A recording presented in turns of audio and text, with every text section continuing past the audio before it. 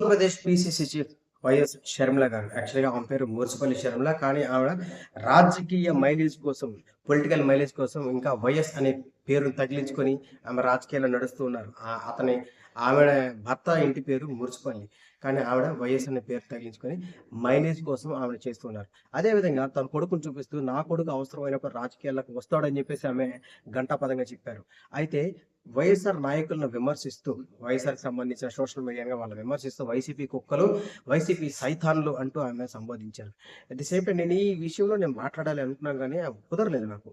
ఇప్పుడు నా కొడుకు వైఎస్ రాజారెడ్డి అని చెప్పేసి చెప్పినప్పుడు నాకు చాలా ఎందుకు ఈమె ఇంత స్వార్థంగా ఎందుకు మాట్లాడుతుంది? ఇప్పుడు షర్మిల కొడుకు రాజకీయాల్లోకి వచ్చాడు. ఓకే, మంచిది. తను నిజంగా ఇప్పుడు రైతులకి సమస్యలున్నాయి. రైతుల తరపున పోరాటాలు చేయాలి.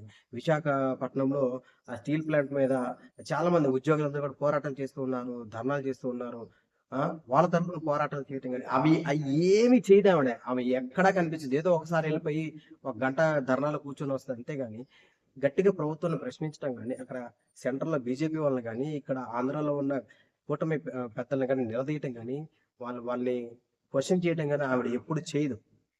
అట్ ది సేమ్ టైమ్ నా కొడుకు ఇప్పుడు రాజకీయాల్లోకి వస్తాడని చెప్పేసి చెప్పడం మూలంగా స్వార్థం కోసం వీళ్ళు వైఎస్ అనే పేరును వాడుకొని స్వార్థ రాజకీయాలు చేస్తున్నారే గాని ఎక్కడ కూడా ప్రజల తరపున పోరాటాలు చేయటం ఆమె ఎక్కడ కనిపించదు.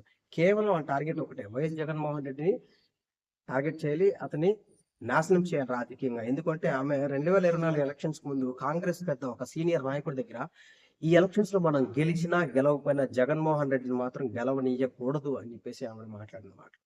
ఇప్పుడు మీరు నిజంగా కాంగ్రెస్ పార్టీకి పీసీసీ చీఫ్‌గా ఉంటే మీరు గెలవాలని కోరుకోవాలి గానీ, ఎదుటివాడిని ఓడిపోవాలని చెప్పేసి కోరుకోవటం అది ఎంతవరకు సమంజసం అని ఆవిడే ఆలోచించుకోవాలి. At the same time YS Rajareddy, నా కొడుకు వైఎస్ రాజారెడ్డి అని చెప్పేసి చెప్పడం నిజంగా హాస్యాస్పదంగా ఉంది. తండ్రి ఇంటి పేరు వదిలేసి కొడుకుకి వైఎస్ అని కొడుకు పేరు ముందు వైఎస్ అని తగిలించడం మూలంగా ఆవిడ ఏం చేయాలనుకుంటారు? రాజకీయంగా ఏ మెసేజ్ పబ్లిక్‌కి అందించాలనుకుంటున్నారు? అది స్వార్థ రాజకీయం కాదా అనిపిస్తుంది. ఎందుకంటే అతని పాస్‌పోర్ట్‌లో ఏదైతే ఉందో, ఇప్పుడు రాజారెడ్డి పాస్‌పోర్ట్ ఏదైతే ఉందో దాంట్లో అతని ఇంటి పేరు మున్సిపల్ అనే ఉంటుంది. ఎం అనే ఉంటుంది.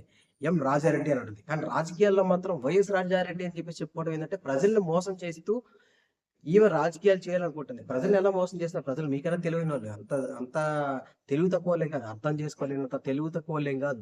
నీ కొడుకు పాస్‌పోర్ట్‌లో ఏమనుంది ఇంటి పేరు అది చూపించండి షర్మిల గారు. అట్ ద సేమ్ టైమ్ మీరు రైతులు ఇప్పుడు ఈరోజు యూరియా కోసం కానీ, లేదంటే ఉల్లి రైతులు గానీ, టమాటా రైతులు గానీ, లేదంటే మామిడి రైతులు గానీ ఎన్నో కష్టాలు పడుతున్నారు. స్టీల్ ప్లాంట్ అమ్మేస్తున్నారని చెప్పేసి అక్కడ ఆందోళనలు జరుగుతున్నాయి. ఎక్కడైనా సరే, ఎప్పుడైనా సరే మీరు ఒక ఆందోళన చేశారా? ప్రజల తరపున మీరెప్పుడైనా పోరాటాలు చేశారా? మీ పోరాటం ఒకటే. జగన్మోహన్ రెడ్డి షేర్లు ఏవైతే ఉన్నాయో వాటిల్లో నుంచి షేర్లు కొట్టేయాలి, ఆస్తులు కొట్టేయాలి. ఇదే గాని పొద్దుగూకులు ఇదే గొడవ గాని మీ ఆస్తులు మీ ఇంట్లో తగాదాలు తీసుకొచ్చి రోడ్డు మీద పెట్టేసి మా బుర్ర తింటుంది తప్పించి నీ వల్ల రాష్ట్రానికి పావలా అంటే పావలాలో పావలా భాగం కూడా నీ వల్ల ఉపయోగం లేదు. కేవలం నీ రాజకీయ స్వార్థం కోసం నీకు ఇప్పుడేందంటే అధికారం కావాలి. ధన దాహం, నీకు అధికార దాహం ఎక్కువైపోయి రాజకీయాల కోసం నీ మూలంగా ఆంధ్ర రాష్ట్ర ప్రజలకి ఏ మాత్రం కూడా ఉపయోగం లేదు. పావలా ఉపయోగం లేదమ్మా షర్మిల గారు. దయచేసి మీరు ఈ విషయాన్ని గ్రహించండి. మీ కొడుకు ఎవరైతే రాజకీయాల్లోకి రావాలనుకుంటున్నారో అతనికి ఈ విషయం చెప్పండి. ఎందుకంటే మీరు ఒక పార్టీ పెట్టి తెలంగాణలో దాన్ని కాంగ్రెస్‌లో తీసుకెళ్ళి విలీనం చేసి మళ్ళీ ఆంధ్రాకి వచ్చి నీచ రాజకీయాలు చేస్తున్నారు. నీ కొడుకు ఒకవేళ రాజకీయాల్లోకి వస్తే అటువంటి నీచ రాజకీయాలు చెయ్యొద్దు. నిజాయితీగా తాతయ్య వైఎస్ రాజశేఖర రెడ్డి ఎవరైతే ఉన్నారో ఆయన రాజకీయాల్లోకి వచ్చిన తర్వాత 26 సంవత్సరాల రాజకీయ అనుభవం వచ్చిన తర్వాత ఆయన పాదయాత్ర చేసి సీఎం అయ్యారు. ఆ తర్వాత మేనమావ వైఎస్ జగన్మోహన్ రెడ్డి ఆయన కూడా 10 సంవత్సరాల రాజకీయ అనుభవం తర్వాత ఒక పాదయాత్ర ఎన్నో కష్టాలు ఒడిదుడుకులు ఎదుర్కొని జైలుకి వెళ్ళారు, బయటకు వచ్చారు, మళ్ళీ పాదయాత్ర చేశారు. ప్రజల తరపున, రైతుల తరపున, విద్యార్థుల తరపున, నిరుద్యోగుల తరపున ఎన్నోసార్లు పోరాటాలు చేశారు. ఆ పోరాటాలు చేసిన తర్వాత మళ్ళా 2019లో పాదయాత్ర చేసి 3600 కిలోమీటర్లు ఆయన పాదయాత్ర చేసి ఆ తర్వాత సీఎంగా గెలిచారు. ప్రజల కష్టాలను తెలుసుకున్నారు. వాటిలో నుంచి వచ్చింది ఒక అమ్మఒడి గాని, ఒక రైతు భరోసా గాని, లేదంటే ఒక ఆర్బీకే సెంటర్లు గాని, నాడు నేడు గాని ఇవన్నీ కూడా ఆయన సొంతంగా చేసిన ఆయన సొంతంగా ఆయన ఆయన ఆలోచనలో వచ్చిన వెల్ఫేర్ స్కీమ్ అవన్నీ కూడా కాపీ కొట్టినయి కాదు. అమ్మకు వందనాన్ని తీసేసి అమ్మ ఒడిని తీసేసి తల్లికి వందనం అని చెప్పేసి చంద్రబాబు నాయుడు గారు ఎలాగైతే పేర్లు మార్చారో అది జగన్మోహన్ రెడ్డి గారు అలా చేసింది కదా! తన సొంత ఆలోచనల నుంచి, ఎందుకంటే తన అనుభవంలో నుంచి ప్రజల యొక్క కష్టాలను దగ్గరుండి చూసాడు.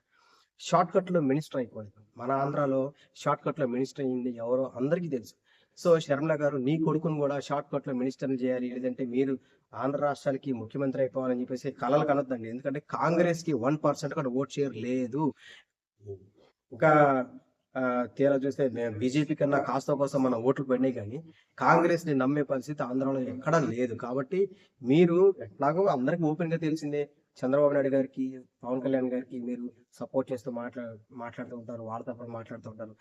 అధికారంలో ఉన్న వాళ్ళని వదిలేసి జగన్మోహన్ రెడ్డి గారిని విమర్శిస్తూ ఉంటారు. అది అందరికీ తెలిసిందే. ఇదంతా మీరు రాజకీయంగా చేస్తున్న స్వార్థ రాజకీయాలని చెప్పేసి ప్రజలందరికీ తెలిసిందే. కాబట్టి నీ కొడుకుని నిజాయితీగా రాజకీయాలు చేయమని చెప్పండి. అది ప్రతి ఒక్కరు హర్షిస్తారు, ఆనందిస్తారు. వైఎస్ఆర్ అభిమానులందరూ కూడా మీ మీద ఒక ఇది ఉంది. ఒక సాఫ్ట్ కార్నర్ ఉంది. వైఎస్ఆర్ కూతురు అని చెప్పేసి. దాన్ని వదిలేసి మీరు ఇష్టం వచ్చినట్టు మాట్లాడుతూ రోడ్డు మీద లేదంటే ఇష్టం చండాలపు నీచ రాజకీయాలు చేస్తే ప్రజలు ఎవరు కూడా హర్షించరనేది నా ఉద్దేశం.